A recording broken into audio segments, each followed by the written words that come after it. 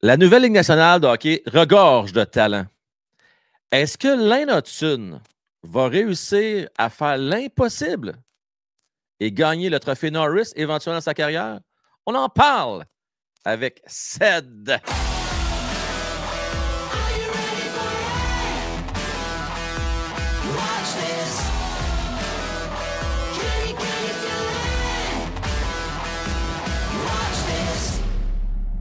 Salut mon Ced, comment est-ce qu'il va? Salut, ça va bien, ça va bien.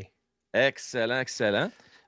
Donc là, aujourd'hui, on va parler de notre coqueluche, notre nouvelle sensation, qui est un petit peu moins nouvelle, là, Oui, parce qu'il commence à avoir pas mal de matchs derrière lui. On parle de Lane Hutson. exactement, parce que j'ai décidé de faire un travail de recherche. Puis je trouvais qu'en fait, c'était difficile d'avoir des comparatifs avec Lane Hutson. Mais quand tu commences à regarder les joueurs qui ont gagné le Norris, les joueurs qui ne l'ont pas gagné le Norris, ben là, tu peux avoir une meilleure perspective sur les chances qu'un Lane Hutson, d'ici, mettons, les 15 prochaines années, puisse en gagner un de ces trophées-là. Tu sais, juste par comparaison, là, un Shea Weber ne l'a jamais gagné. Tu as des joueurs comme ça qui, malgré leur fenêtre d'opportunité, n'ont jamais réussi à mettre la main sur le trophée. Mais des joueurs comme Piquet Souben, qui à 23 ans réussissent à gagner un Norris, c'est quand même, c'est pas du jamais vu, mais c'est quand même très impressionnant. Là, la question, c'est est-ce que Lane Hutson a des chances un jour? En fait. Vraiment, là, si tu regardes dans le fond les récapitulatifs, les points marquants de sa carrière jusqu'à date, il a quand même battu le record de Brian Leach avec 48 points à 18 ans. C'est quand même un gars aussi qui a surpassé Chris Chelios à son année recrue. Il ne faut pas oublier que c'est des gros joueurs là, avec qui il se maintient, là, si on veut. Non, c'est clair et net. Puis déjà rendu à 43 points quand même. Là, c'est sûr qu'une saison ne fait pas une carrière, là, Ced, on s'entend. Exact. Il y a juste une affaire que j'ai goût de dire. Je n'ai parlé un peu dans le match hier. Là, puis je ne sais pas si tu as le même sentiment que moi. Puis je ne sais pas si les autres amateurs du Canadien ont la même impression. On dirait que c'est pas si c'est parce que je me suis habitué à son style de jeu. Je ne sais pas si c'est parce que les équipes adverses se sont habituées à lui. Mais on dirait que je suis moins hype. Je suis moins comme émerveillé, moins ébloui. Ouais. Tu sais, je me souviens, ses premiers coups de patin dans la ligue, là, des premiers matchs, hey, on était toute la langue à terre, on capotait.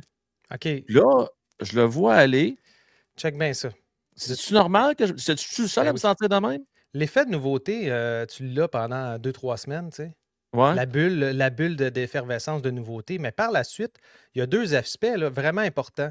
L'adaptation à la LNH. Habituellement, ça peut prendre 2-3 ans pour un défenseur. Lui, ça y a pris 30 matchs.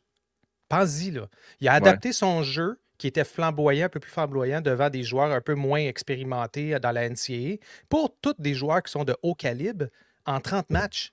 C'est du jamais vu. En tout cas, moi, j'ai jamais vu ça.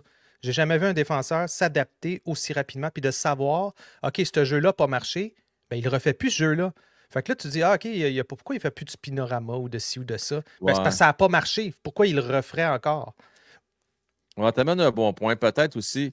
Puis certains fans hier disaient que c'est peut-être justement que là, il est plus conscient de sa défensive aussi, prend moins de risques en zone offensive, Ouais, veut peut-être éviter les revirements. Fait que c'est peut-être pour ça qu'il fait peut-être un peu moins de jeux flashy ou moins de jeux à haut risque. exact. Ouais, Exact. Puis, il ne faut pas oublier une chose. Les Kel McCarr faisait la même chose quand il a commencé sa carrière. Il partait d'un bout à l'autre, puis il se rendait à l'autre bout, il ne faisait pas de passe. ouais. Maintenant, qu'est-ce qu'il fait? Il cherche la passe en premier pour driver le jeu vers l'avant. Mais c'est la même chose avec Lane Hutson. La différence que moi, je trouve vraiment impressionnante avec Lane Hutson, c'est en défensive, il fait des petites passes à son joueur, à son ailier ou son centre très, très rapidement, du revers, de face, peu importe. Il est vraiment impressionnant sur la rapidité de prise de décision dans sa zone défensive. C'est ce qui fait qu'il est vraiment efficace. À mon avis, c'est ce qui fait qu'il a des chances d'être le plus efficace de la Ligue nationale dans sa zone défensive, même si c'est un petit gars. Là, il va être en mesure de relancer l'attaque tout de suite, très rapidement, chose que beaucoup de défenseurs vont préférer utiliser leur gabarit, se protéger la rondelle avant de prendre une décision. Lui, il prend sa décision déjà. Ben, c'est sûr que l'avantage, ben, tu sais, son point faible, qui est son physique, en fait, fait en sorte que toute sa carrière, a fallu qu'il apprenne à penser rapidement. Pour ne pas se faire pincer. Ouais. Donc, c'est sûr que je pense que des fois, souvent, on va combler nos lacunes avec certaines forces qu'on va développer. Et ça en fait partie. C'est un des défenseurs, je le souvent compare à Markov. Il est peut-être encore meilleur que Markov. Ben C'est oui. un des défenseurs qui a le meilleur QI hockey que j'ai vu depuis très, très longtemps à Montréal. Fait que, ça vient justifier ce que tu viens d'amener comme point, c'est que c'est un gars qui prend des décisions très rapidement.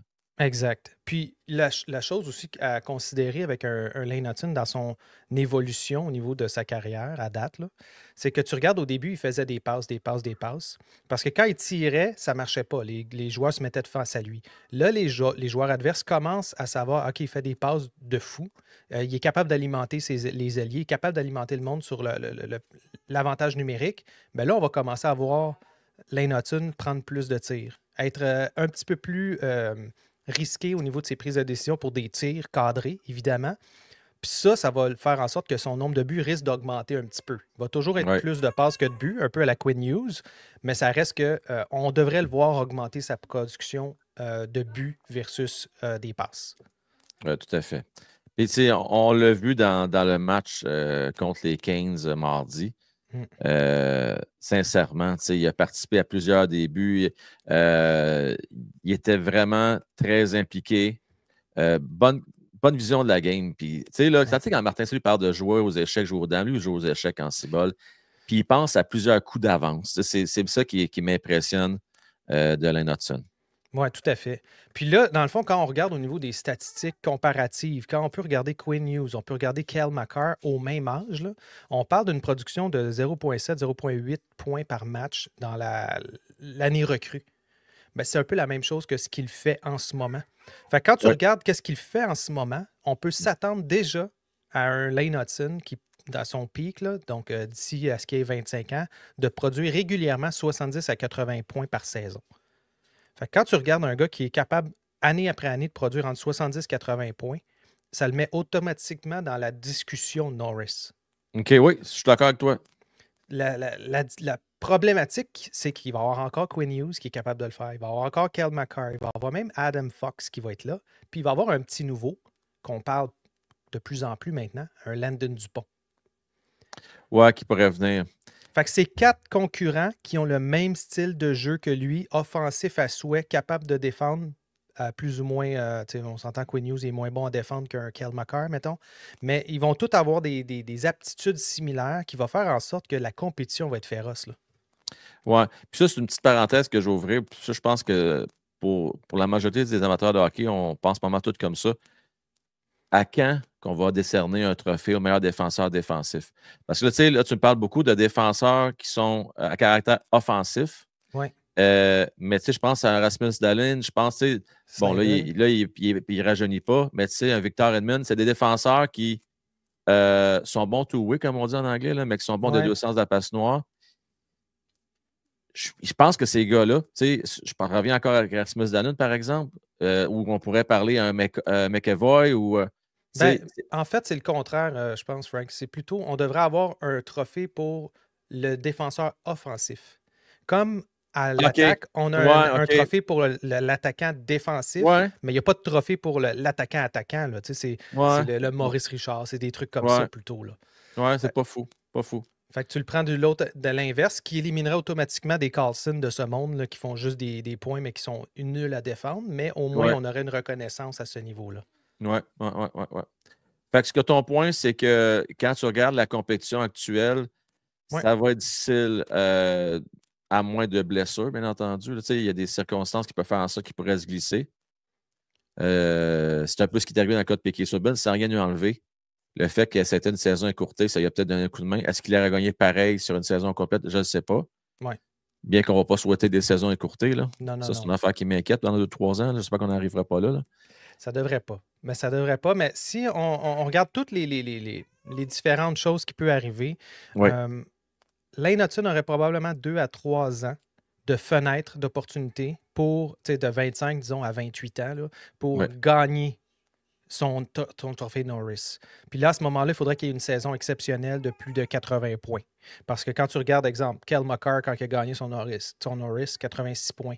Évidemment, Quinn Hughes, 92 points. Fait que c'est tous des gars qui ont réussi à amener leur niveau offensif très élevé. Puis, tout en conservant quand même un niveau de plus-moins quand même intéressant. Donc, en étant quand même stable au niveau défensif. Je pense que l'affaire qui pourrait peut-être t'aider, t'amène un bon point. J'ajouterais à ça que le Canadien de Montréal, dans 5-6 ans, devrait arriver à son paroxysme avec des Demidov qui vont être à pleine maturité, probablement un Mike Coolidge ou un autre joueur qu'on va aller chercher avec le corps qu'on a déjà en place, qui va faire en sorte que Lane Hutson va pouvoir produire en masse de points sur l'avantage numérique à 5 contre 5 avec des joueurs de qualité comme ça, qui fait actuellement c'est plate, mais avec le deuxième trio qu'on a, à part Patrick Laine qui peut marquer une fois de temps en temps, on ne l'aide pas beaucoup, tu sais. Beaucoup de jeux qui meurent dans l'œuf. Oui. Puis du côté de Macar puis Colorado, McKinnon, à un moment donné, il va être rendu à 34, 35. Fait que je pense qu'éventuellement, il va avoir sa chance de se glisser là, qui va être dans la discussion. C'est la seule façon que je verrais qu'il pourrait peut-être gagner le Norris à un moment donné. Exact. Parce que tu as raison, la compétition est féroce. Là. Il y a beaucoup de talent. Là. Excuse-moi, là, il y a beaucoup de talent. Non, ce que je veux dire, c'est juste là, maintenant, la game a changé. Puis on veut des défenseurs qui relancent rapidement l'attaque, qui se portent à l'attaque comme quatrième attaquant. Puis on le voit, c'est ce que préconise Martin Saint-Louis. Là. Puis c'est pas juste Martin, de plus en plus, c'est ce qu'on voit dans la Ligue. C'est une Ligue qui est plus offensive. On met de la pression avec nos défenseurs de qualité. On veut des défenseurs mobiles.